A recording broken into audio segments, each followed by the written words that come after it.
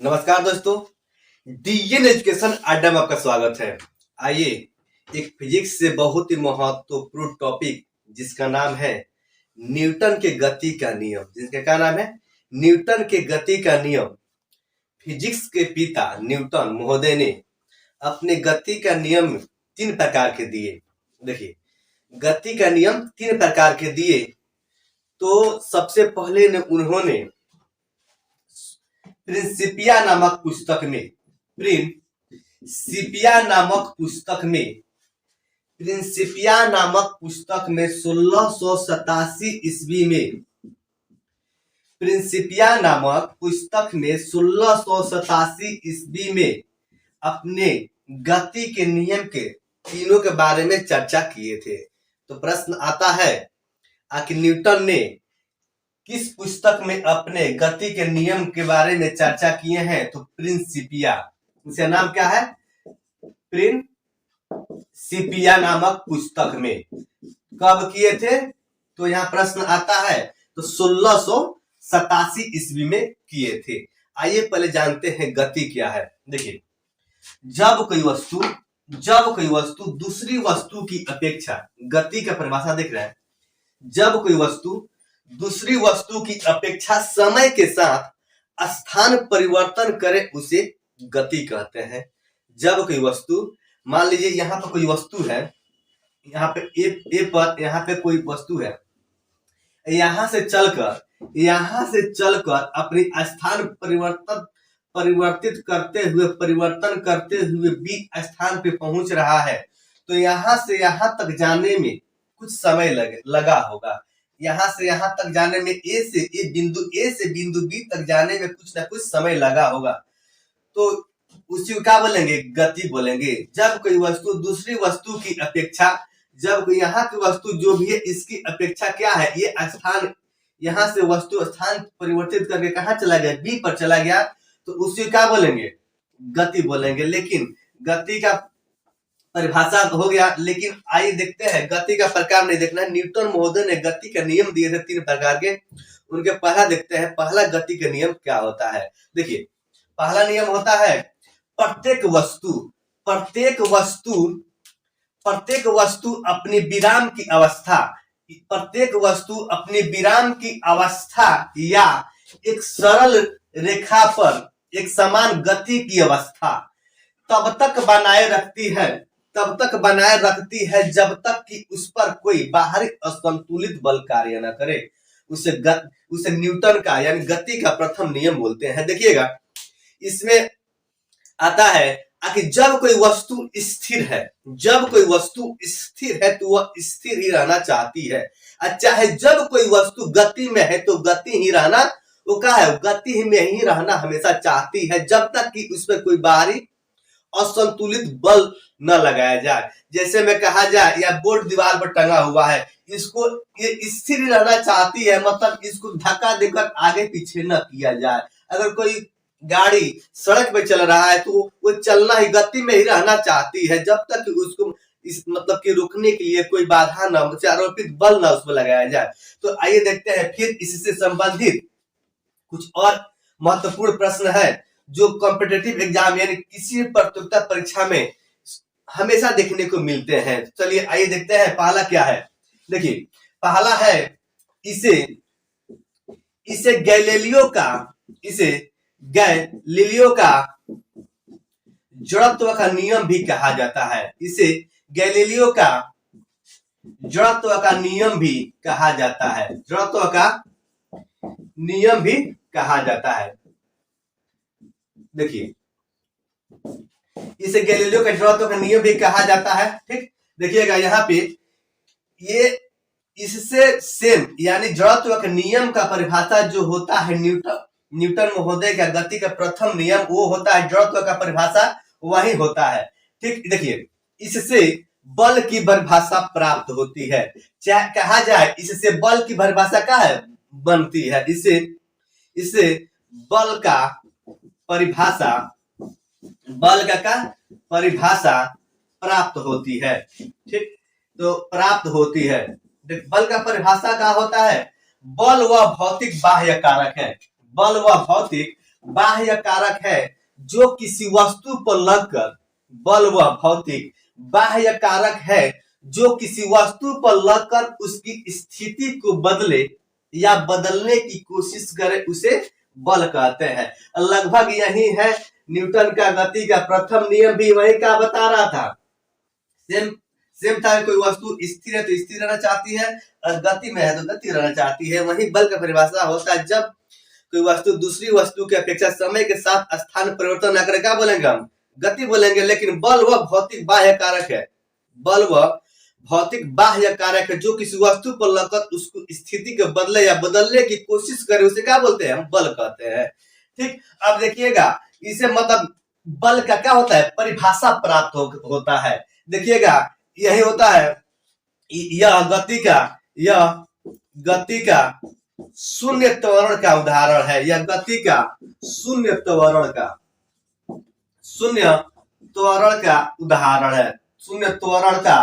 उदाहरण है। ठीक, यहां देखिएगा शून्य त्वरण मतलब क्या होता है? वेग में परिवर्तन के दर को त्वरण कहते हैं। क्या बोलते हैं? वेग में परिवर्तन के दर को क्या बोलते हैं? त्वरण कहते हैं। अब देखिएगा यहाँ पे जड़त्व आया है, यहाँ पर इनर्शिया, जड़त्व। आइए पहले इससे संबंधित कुछ आता है जो जड़त्व, इसे गैलीलियो का क्या बोलते हैं? जड़त्व का नियम भी कहते हैं। तो इससे संबंधित बहुत इंपोर्टेंट यानी प्रश्न बनता है, तो इससे संबंधित बहुत प्रश्न बनता है। तो आइए जानते हैं पहले जड़त्व से कितना क्या क्या प्रश्न बनता है उसको देखेंगे एक एक करके। पहले देखेंगे जड़त्व। ठीक, पहले देखेंगे क्या? जड़त्व। यहाँ पे देखेंगे जड़त्व, इनर्शिया।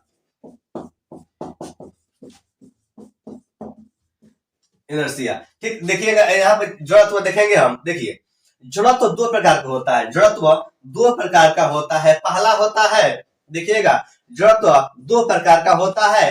पहला होगा विराम का जड़त्व, पहला का होगा विराम का जड़त्व, और दूसरा का होगा गति का जड़त्व, देखिए यहाँ पे देखिए विराम का जड़त्व एक क्या है? एक गति का जड़त्व है।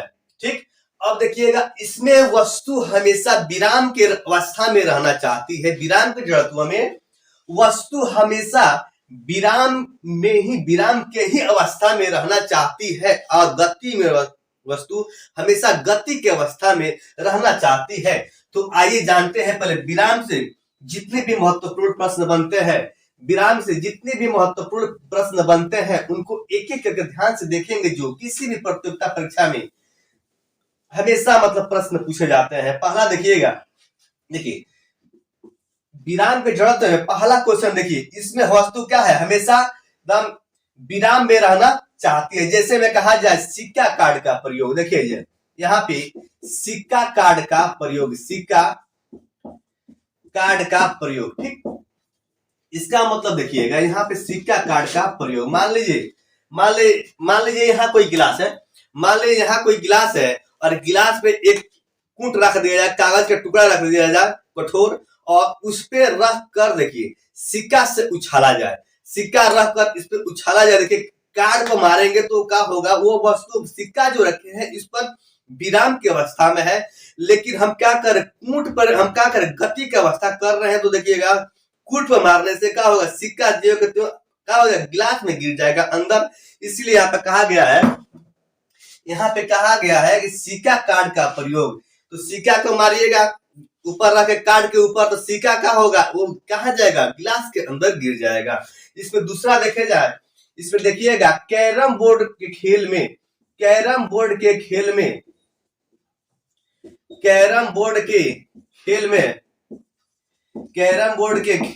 गोटियों का प्रयोग देखिए यहाँ पर भी वही होता है, यहाँ पर भी लगभग वही होता है कि कैरम बोर्ड में जब भी हम खेलते हैं, कैरम बोर्ड में हम जब भी खेलते हैं तो स्टाइगर के माध्यम से, स्टाइगर की सहायता से अन्य गोटियों के हम क्या है उसको मारते हैं। तो वो गोटी क्या होता है?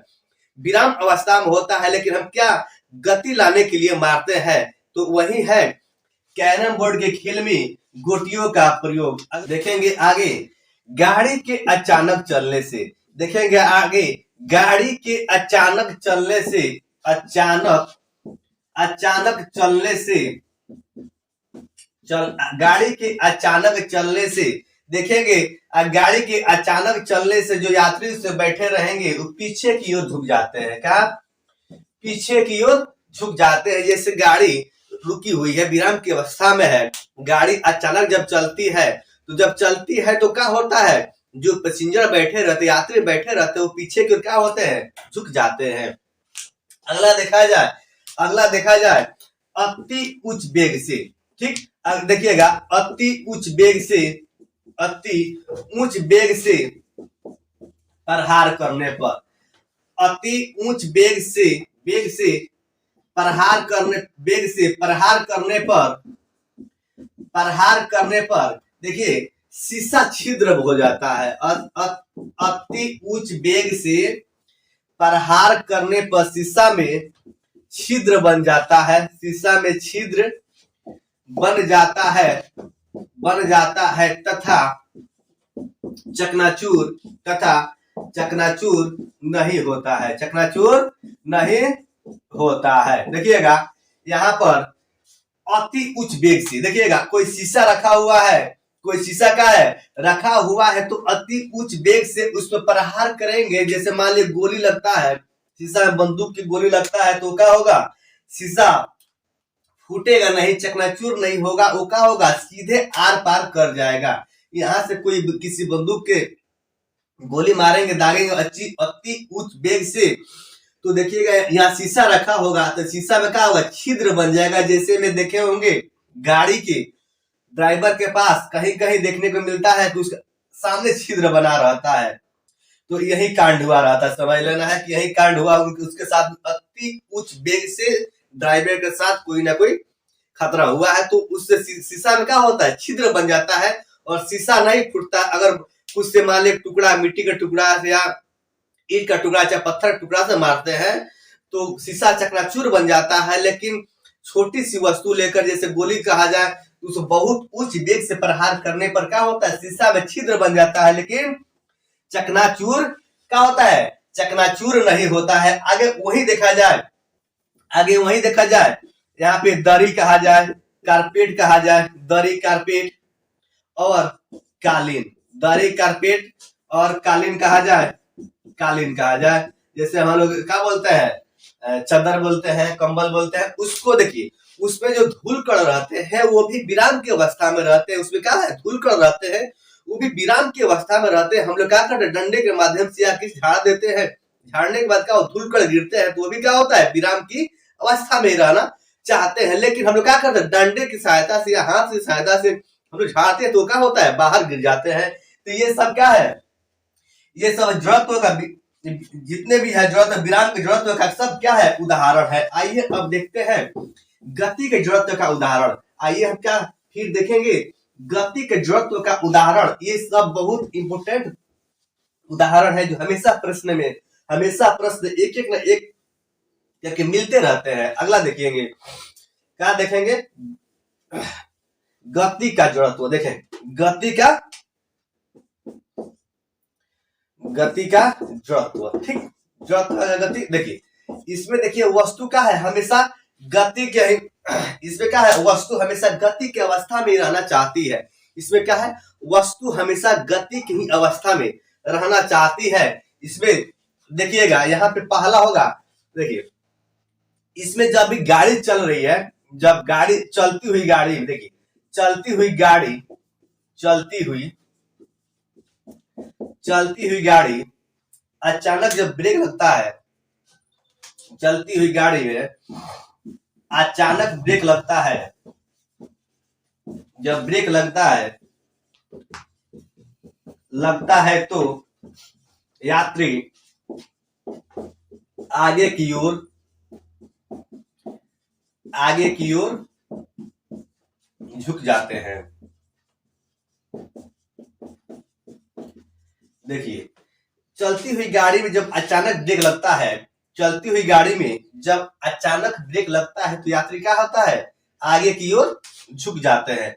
अगर वही कहा जाए, अगर ट्रेन जब आती है चलती हुई, अगर वही कहा जाए चलती हुई, देखिए चलती हुई गाड़ी से कूदना, चलती हुई गाड़ी से कूदना। देखिए इसको मतलब क्या होता है, देखिए ट्रेन आ रही है, उसमें से जो भी वस्तु जो बेचने वाले होते हैं, चाय बेचने वाले होते हैं, भुजा बेचने वाले होते हैं, स्टेशन पर देखेंगे प्लेटफॉर्म पे गाड़ी रुकने से पहले उसमें से निकल कर कूद कर और उसी दिशा में दौड़ते हैं।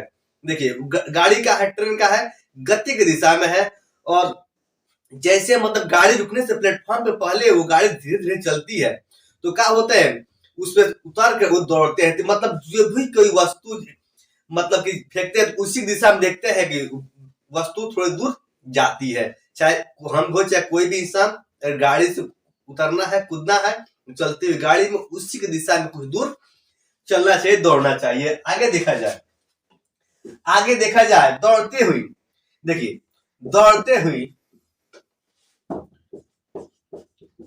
दौड़ते हुए व्यक्ति को, दौड़ते हुए व्यक्ति को अचानक नहीं रुकना। क्या? दौड़ते हुए व्यक्ति को अचानक नहीं रुकना। देखिए कोई व्यक्ति अगर दौड़ रहा है, कोई व्यक्ति अगर दौड़ रहा है, उसे कहा जाए अचानक रुकने के लिए, तो वह रुक नहीं सकता है, क्योंकि वो गति के कारण कुछ दूरी तय करेगा, उसके बाद क्या होगा, वो रुकेगा, अचानक नहीं रुक सकता है। तो आगे देखिएगा, अगला देखिएगा प्रश्न क्या बन रहा है, लंबी कूद से पहले, लंबी कूद से पहले, लंबी कूद से पहले कुछ दूरी, देखिए कुछ लंबी कूद से पहले कुछ दूर से दौड़ना। ठीक, देखिए यहाँ पे देखिएगा लंबी कूद से पहले, लंबा अगर कूदना हो, तो लंबा अगर कूदना हो, अगर जंप करने के लिए, तो हम लोग कुछ दूरी से क्या होता है, हम दौड़ के आते हैं कि अधिक से अधिक छलांग लगा सके। क्या होता है, लंबी अगर कूदना है, जंप करना है, तो हम कुछ दूरी से पहले से जंपिंग करने के लिए हम दौड़ लगाते हैं कि ज्यादा से ज्यादा क्या है, जंपिंग कर सके। अगला देखिएगा, अगला देखिएगा, देखिए एक समान वेग से चलती हुई गाड़ी, एक समान वेग से चलती हुई गाड़ी पर कोई व्यक्ति उसके छत पर बैठा हुआ है। एक समान वेग से चलती हुई गाड़ी के छत पर एक कोई व्यक्ति बैठा हुआ है। ठीक है, तो अगर मान लीजिए ये कोई कलम फेंकता है, चाहे कोई गेंद फेंकता है, कोई वस्तु, जैसे मान ली कि कोई टुकड़ा हुआ है, ईंट कहिए, पत्थर कहिए, जो भी कहिए, टुकड़ा कहिए, तो एक समान वेग से जब गाड़ी चल रही है ना, तो फेंकने वाले को पुनः हाथ में ही आकर गिरेगी, क्योंकि एक समान वेग से गाड़ी जितनी की स्पीड में चल रही है, एक समान वेग से ही चल रही है, तो फेंकने वाला क्या होगा, हाथ में ही आकर गिरेगा। तो यहाँ कहा जाए एक समान वेग से, एक समान वेग से, एक समान वेग से चलती हुई गाड़ी के छत से फेंकी गई कोई वस्तु, फेंकी गई कोई वस्तु फेंकने वाले के पुनः हाथ में गिरना। इसका मतलब ये है कि जब एक समान वेग से गाड़ी चलेगी, चाहे कोई भी मतलब गाड़ी हो, चाहे साइकिल हो, एक समान वेग से जाएगी, तो फेंकने वाला के हाथ में ही वो आएगा वस्तु। आज की वीडियो में इतना ही, धन्यवाद।